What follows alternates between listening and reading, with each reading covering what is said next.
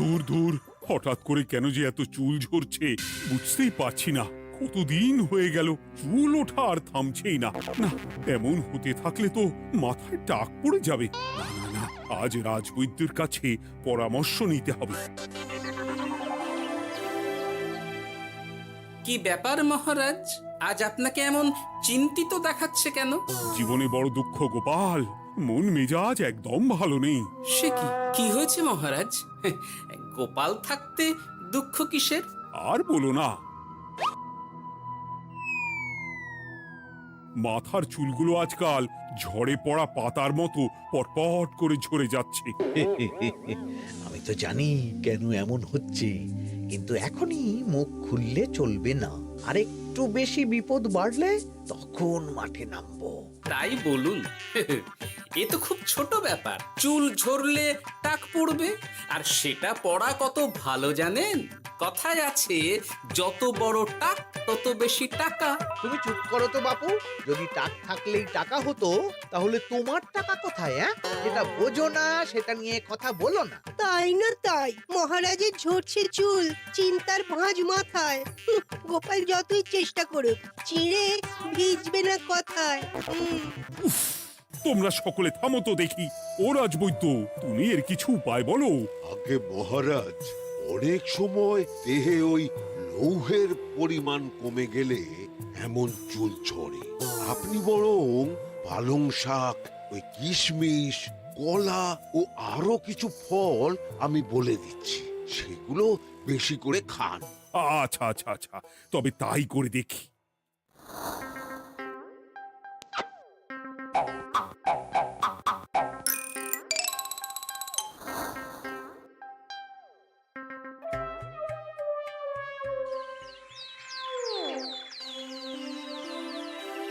ও রাজবৈদ্য, তোমার কথা মতো শাক পাতা ফলমূল সবই তো খেলাম, চুল ঝরা বন্ধ তো হলোই না।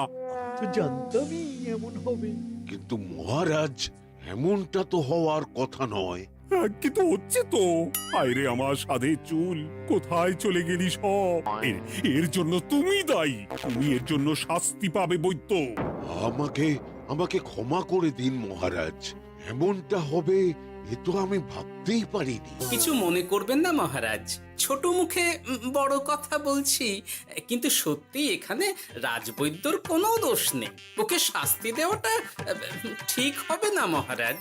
দেখেছেন মহারাজ, গোপালের সাহসটা দেখেছেন? আপনার মুখের উপর কথা বলছে। তা বলি, তুমি যখন এতই বোঝো, তাহলে নিজেই একটা আস্ত লোহা খেয়ে দেখো না, তোমার মাথায় চুল গজাচ্ছে কিনা। ঠিকই আছে, এসব মূর্খের মতো কথা কেবল আপনার থেকেই আশা করা যায় মন্ত্রী মশাই। মহারাজ, আপনি বিচক্ষণ মানুষ, আমার শুধু অনুরোধ, আরেকবার ভেবে দেখবেন। ঠিক আছে, রাজবৈদ্যকে আমি শাস্তি দেব না, কিন্তু সকলের জন্য আমার একটা ঘোষণা আছে। কি ঘোষণা? আমার এই কঠিন সমস্যা যে দূর করে দিতে পারবে, তাকে আমি বিশেষ পুরস্কারে ভূষিত করব। এই তো পেয়েছি, এই সুযোগ কোনোভাবেই হাতছাড়া করা চলবে না। এবারের সমস্যাটা সত্যি বেশ কঠিন। কি করলে যে মহারাজের চুল পড়া বন্ধ হবে সেই উপায় মাথাতেই আসছে না। হঠাৎ করে কেন যে এমন হলো কে জানে।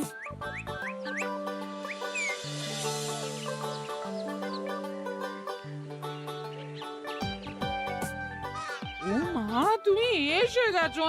একটু বসো, আমি তেলটা মেখেই হাত ধুয়ে খাবারটা বাড়ছি। হ্যাঁ, সে ঠিক আছে, কিন্তু তুমি কিসের তেল মাখছো এটা?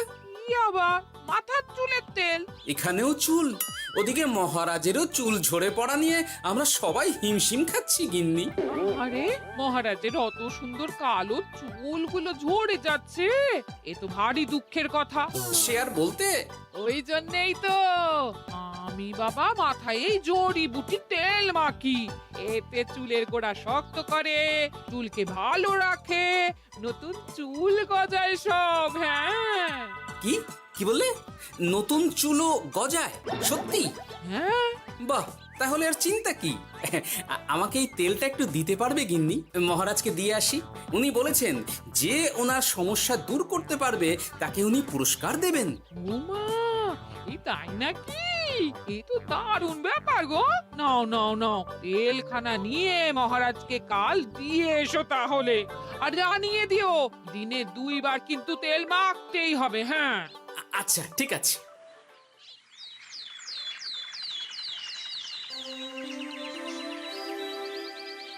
কোনো উপায় খুঁজে পেলে তোমরা? আগে মহারাজ, আমি আপনার জন্য নকল চুল বানিয়ে এনেছি। যতদিন আপনার চুল পড়া বন্ধ না হচ্ছে ততদিন আপনি এটা পরে ব্যবহার করতে পারেন।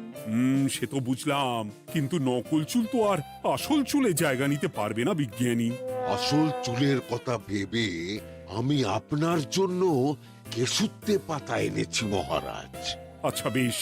তা গোপাল, খুব তো আগের দিন বকবক করছিলে, তুমি কি এনেছো শুনি? সেটা যথাসময়ে দেখতে পেয়ে যাবেন মন্ত্রী মশাই। এটা জড়িবুটি তেল মহারাজ। আমি এটা আপনার জন্য এনেছি। এতে নতুন চুল গজায় আর চুলের স্বাস্থ্যও ভালো হয়। আমার গিন্নিও ব্যবহার করে এটি, তবে দিনে 2 বার করে মাখতে হবে, তাহলেই ভালো ফল পাবেন মহারাজ। বাবা, তাহলে তুমি কেন মাখো না? আচ্ছা, আপনার সমস্যাটা ঠিক কোথায় বলুন তো মন্ত্রী মশাই? মহারাজের জন্য কিছু আনলেও কথা শোনান, না আনলেও কথা শোনান। সত্যি তো মন্ত্রী, কেন তুমি সব সময় গোপালের পিছনে পড়ে থাকো বলো তো? এরা তো তাও সবাই কিছু না কিছু আমার কথা চিন্তা করে এনেছে, তুমি তো সেটাও করনি। না আসলে মহারাজ, আমিও ভাবছিলাম আপনার কথা, কিন্তু থাক, বুঝেছি। আহ, দারুণ। তেলের গন্ধটাও খুব সুন্দর। গোপাল, তোমায় অনেক ধন্যবাদ। আশা করছি ব্যবহার করলে খুব ভালো ফল দেবে। একদম দেবেই মহারাজ। দূর বাবা, ভেবেছিলাম এক হলো আর এক। কোথা দিয়ে যে গোপালটা মাঝখান দিয়ে এসে নাক গলিয়ে ঢুকে পড়ে, খুব শক্ত পুরস্কার নেওয়ার। দেখাচ্ছি মজা।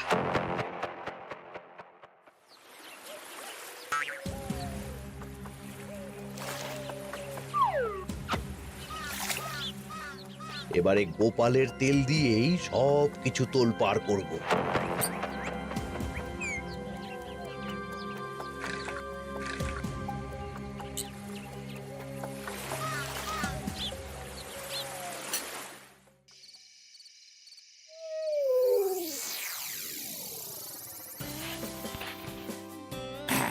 ব্যাস, হয়ে গেল 2 বার মাখা। গোপাল বলেছিল এতেই ভালো ফল পাব, কিন্তু এখন মাখার পর মাথাটা কেমন জ্বালা জ্বালা করছে মনে হচ্ছে। হয়তো নতুন চুল গজাবে বলে এমন হচ্ছে। কাল সকালে বোঝা যাবে। এতক্ষণে বোধহয় ছোট ছোট চুল গজিয়েই গেছে। কি এটা চুল গজানোর তেল ছিল নাকি পড়ে যাওয়ার? হে ভগবান, যেটুকু বাকি ছিল সেটাও ঝরে পড়ে টাক পড়েই গেল। গোপালই হলো যত নষ্টের গোড়া। আজ আসুক সভায়।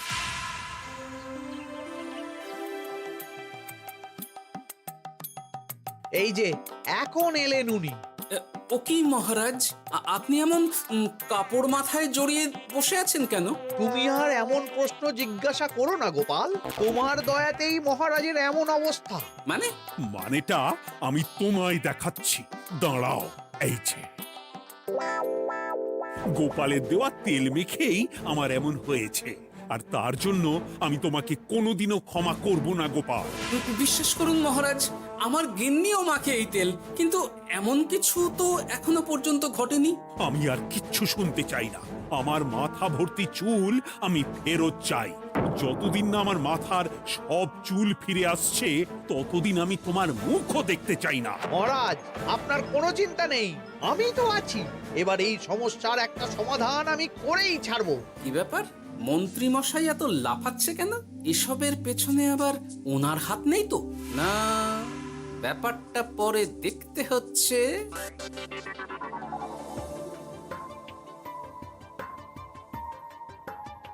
আমি বলি কি মহারাজ, এই সময়টা বরং আপনি নকল চুলটা মানে পরচুলা ব্যবহার করুন। হ্যাঁ, অগত্যা কিছু তো একটা গন্ডগোল আছেই। গিন্নিও তো রোজ মাথায় তেল মাখে, কই এমন তো হয় না। মন্ত্রী যদি কিছু করেও থাকে তাহলেও হাতে নাতে ধরবো কিভাবে? ও কি গো গোপাল দাদু, এখন এই সময় তুমি রাজসভা ছেড়ে এখানে? তোদের দাদু আর রাজসভায় যাবে না রে? কি বলছো গো? কেন? আর কেন, বিনা দোষে এমন শাস্তি। তোমায় শাস্তি দিয়েছে? তুমি শুধু বলো কে তোমার সাথে কি করেছে, বাকিটা আমরা বুঝে নিচ্ছি। আচ্ছা বলছি, কৃষ্ণনগরের মন্ত্রী মশাইয়ের বাড়িটা কোন দিকে একটু বলতে পারবেন? কৃষ্ণনগরে নতুন নাকি? আগে তো আপনাকে কখনো দেখেছি বলে মনে পড়ছে না। হ্যাঁ, আমি এখানে থাকি না, আমি এখানে আমার কাজে এসেছি, তাই মন্ত্রী মশাইয়ের বাড়ির ঠিকানাটা যদি একটু বলে দেন। নিশ্চয়ই, এ পথ দিয়ে সোজা চলে যান, তারপর কিছুটা ডান দিকে গেলেই পেয়ে যাবেন। আচ্ছা, অনেক ধন্যবাদ। ভিন গায়ের লোক মন্ত্রী মশাইয়ের বাড়িতে, আহা, ব্যাপারটা বেশ সন্দেহজনক লাগছে। এই এই গুলটে ন্যাপলা, তোরা তোরা দুজন একটু আড়াল থেকে দেখতো লোকটা মন্ত্রী মশাইয়ের বাড়িতে ঠিক কি জন্য এসেছে, তারপর আমায় খবর দিস। ঠিক আছে গোপাল দাদু। তোমার আবার এখানে আসার কি দরকার ছিল? আমি তো বলেছি যে আমি ঠিক গিয়ে তোমার পাওনা গন্ডা মিটিয়ে দেবো। মিটিয়ে দেবে? কতদিন হয়ে গেছে জানেন? দেখো, হয় আমার কীটনাশক আর সার সব ফিরিয়ে দিন, নয়তো আমার জিনিসের দাম মিটিয়ে দিন। কীটনাশক, সার আর কি করে ফেরত দেবো বলো? ও তো সব পুকুরের জলে মিশে গেছে। ওসব আমি জানি না, আমার পাওনা গন্ডা মিটিয়ে দিন, ব্যাস। চল চল, এখনই তাহলে গোপাল দাদুকে গিয়ে সব জানাই। চল চল। দাদু, ও গোপাল দাদু। তোরা এসে গেছিস? আয় আয় আয় আয় আয়। মন্ত্রী মশাইয়ের মুখ থেকে অনেক খবর পেলাম। তাই নাকি? কি শুনি? মন্ত্রী মশাই ওই লোকটার কাছ থেকে অনেক কীটনাশক সার নিয়েছে, কিন্তু এখনো জিনিসের দাম মেটায়নি। হ্যাঁ, ওই জন্যই তো মন্ত্রী মশাইয়ের উপর লোকটা খুব রেগেছিল, হুমকিও দিয়েছে 1 সপ্তাহের মধ্যে জিনিসের দাম সব মিটিয়ে দিতে হবে। তাই নাকি? কিন্তু কীটনাশক সার নিয়ে মন্ত্রী মশাই কি করবে? সেটা তো বলতে পারবো না দাদু। তবে হ্যাঁ, মন্ত্রী মশাই ওই লোকটাকে বলছিল যে ওই সব কীটনাশক সার পুকুরের জলে মিশে গেছে। কি বললি? পুকুরের জলে? আচ্ছা, এবার দুয়ে দুয়ে 4 করা গেল। অনেক ধন্যবাদ রে তোদের। বল বল, তোরা কি খাবি? কিচ্ছু লাগবে না গোপাল দাদু, তবে ভোলা বয়ের আর মিষ্টি খাওয়ালে। আচ্ছা আচ্ছা। কি করে যে মহারাজকে আসল ব্যাপারটা বোঝাই, কিছু তো একটা উপায় বের করতেই হবে। তা বলি বাবা, রাজসভায় যেতে হবে না বলে কি সারাদিন এইভাবেই শয়নে শয়নে দিন কাটাবেন বাবা? হ্যাঁ, উপায় পেয়ে গেছি। বুঝলে গিন্নি, আমাকে একটা জায়গায় যেতে হবে, বুঝলে? তারপর ওখানে যদি কাজ হয় তাহলে আগামীকাল রাজসভায় আমি যাব। কিন্তু তুমি যে বলেছিলে তোমার এখন ছুটি। হ্যাঁ, কি আর করি বলো, গুরুত্বপূর্ণ একটা কাজ, তাই যেতেই হবে। আচ্ছা যাও। ওই গো বিজ্ঞানী, আরে গোপাল যে, বলো। এই এই যে বিজ্ঞানী, একটা বিশেষ দরকারে তোমার কাছে এলাম, বুঝলে? হ্যাঁ, বলোই না। আচ্ছা, এই দূষিত জলকে কিভাবে আবার পরিশুদ্ধ করে বলতে পারবে? কেন পারবো না? জলের মধ্যে একটু চুন আর ফটকিরি দিয়ে দিলেই জল আবার দূষণমুক্ত হয়ে যাবে। তবে ওগুলো দেওয়ার পর কিছুদিন সেই জলকে ব্যবহার করা বন্ধ রাখতে হয়। হ্যাঁ। আচ্ছা আচ্ছা, অনেক ধন্যবাদ, আসি তাহলে। হ্যাঁ,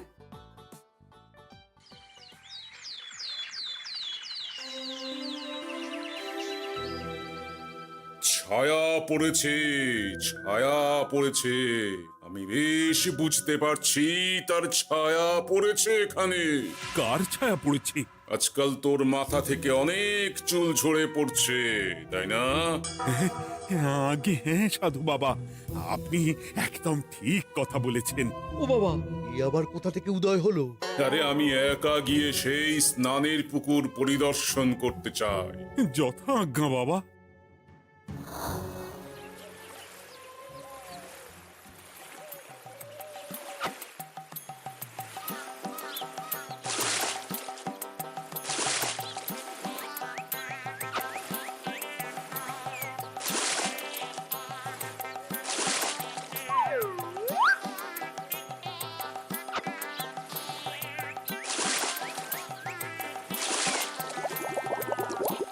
যাক বাবা, মোটামুটি সপ্তাহখানেক এভাবে থাকলেই পুকুরের জল আবার আগের মতো পরিষ্কার হয়ে যাবে। এবার শুধু মহারাজকে একটু বুঝিয়ে বললেই হয়ে যাবে।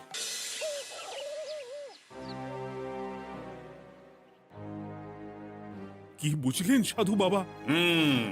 আমার অনুমানটাই ঠিক ছিল। পুকুরের জলে কালো ছায়া পড়েছে, কুদৃষ্টি পড়েছে, তাই এমন হচ্ছে। সে কি? কি কালো ছায়া? যত সব বাজে কথা। জল দূষণ করলাম আমি, আর দোষ পড়ছে কালো ছায়ার উপর। তাহলে এখন কি হবে? চিন্তার কোনো কারণ নেই। আমি মন্ত্রপুত ভস্য ছড়িয়ে দিয়েছি। 1 সপ্তাহ ওই পুকুরের জল স্পর্শ তো দূর, পুকুরের কাছেও যাওয়া নিষেধ। তাহলে আমার মোহরের কি হবে? যথা আজ্ঞা সাধু বাবা। ও কি, তাহলে মহারাজ এতদিন স্নান করবেন কোথায়? সে কথা কাউকে চিন্তা করতে হবে না। মহারাজের ওপরে কালো ছায়া পড়া জল পড়েছে, তাই আগে সেটা শোধন করতে হবে। আমাকে তাহলে কি করতে হবে সাধু বাবা? আমার শিষ্য গোপাল আমাকে আগেই এই বিষয় জানিয়েছিল। আমি তার হাত দিয়েই তোর স্নানের জল পাঠিয়ে দেব। তাই আগামী 1 সপ্তাহ সেই জল দিয়েই তোকে স্নান করতে হবে। কি গোপাল? দেখছো তো মন্ত্রী, গোপাল আমাকে কত ভালোবাসে।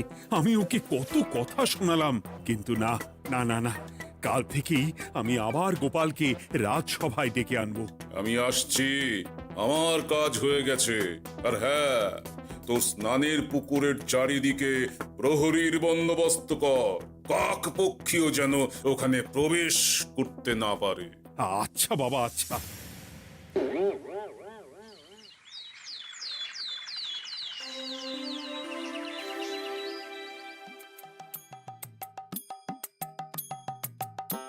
গোপাল, তোমাকে আবার এখানে দেখতে পেয়ে আমার খুব ভালো লাগছে। তোমার গুরুদেব গতকাল এসেছিলেন, কিছু মনে করো না। না বুঝেই তোমাকে অনেক কথা শুনিয়েছি। না মহারাজ, আমি জানি আপনি আমাকে খুব ভালোবাসেন, তাই আমি কিছু মনে করিনি মহারাজ।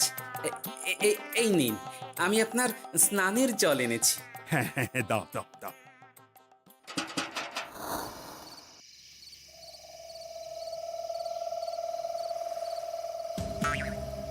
ও বাবা, পুকুরের কাছে যে গিয়ে দেখবো সে উপায় নেই। চারপাশে প্রহরীতে ভর্তি। তাহলে কি সত্যি সত্যি কালো ছায়া পড়েছে?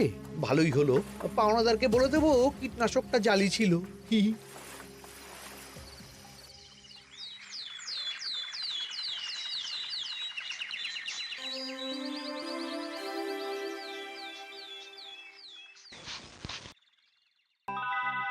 এই তো আমার সেই পুরনো কালো চুলগুলো আবার ফিরে এসেছে।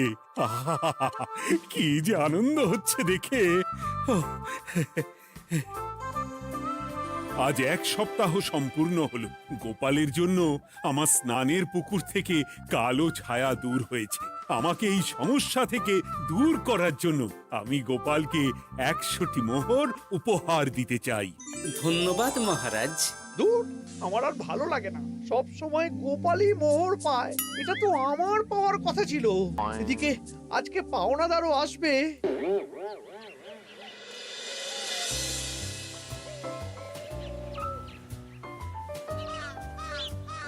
গোপাল দাদু, ওই লোকটা এসে গেছে। আচ্ছা, আসছি। এটা তো মন্ত্রীর বাড়ির দিকে রাস্তা। আমরা তাহলে সেদিকে কেন যাচ্ছি গোপাল? আপনার পুকুরের আসল রহস্যটা কি সেটা আপনি জানবেন না মহারাজ? মানে নিজের চোখেই দেখুন, তাহলে বুঝতে পারবেন। আর একটু সময় দাও আমায় ভাই, এমনিতেও তোমার কীটনাশক কোনো কাজের নয়। কি এখন এসব কথা? আর একদিনও সময় দিতে পারছি না। একটু বোঝো, একটু। সব আমি মহারাজের পুকুরের জলে মিশিয়ে দিয়েছি। মন্ত্রী, তুমি তাহলে সেই কালো ছায়া? মহারাজ, আপনার পর্দা ফাঁস হয়ে গেছে মন্ত্রী মশাই। তুমি তাহলে সবটা জানতে? একদম প্রথম থেকে। এই রে, খুব জোর ফেঁসেছি।